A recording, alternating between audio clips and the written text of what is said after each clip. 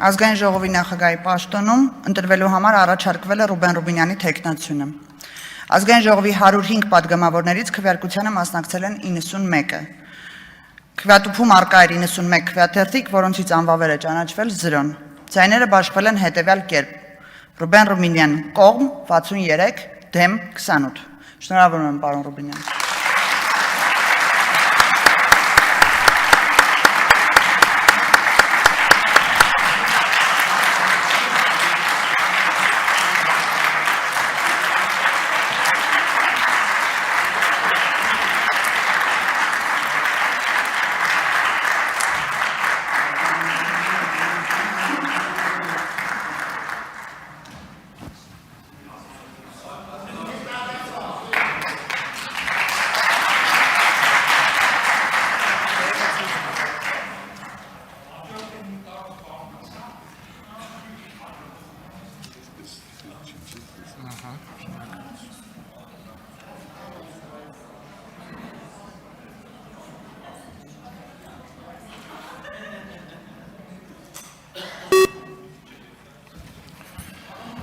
Մեծարգո պարոն Հասանով,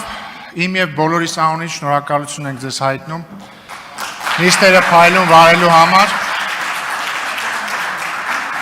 Հարգելի գործընկերներ, կրկին շնորհակալություն եմ հայտնում իմ թեկնածությունն առաջադրելու և իմ օգտին քվեարկելու համար, սա ինձ համար մեծագույն պատիվ է և ես ամբողջությամբ պատկերացնում ենք այն պատասխանատվությունը, որը գալիս է այս որոշման հետ միասին և ամեն ինչ կանեմ ձեզ չհիասթափեցնելու համար, հարգելի ընդդիմադիր գործընկերներ, այն փաստը, որ դուք չեք քվեարկել իմ օգտին, ոչինչ չի նշանակում մեր հարաբերություններում, ես պատրաստվում եմ լինել ամբողջ ազգային ժողովի նախագահը։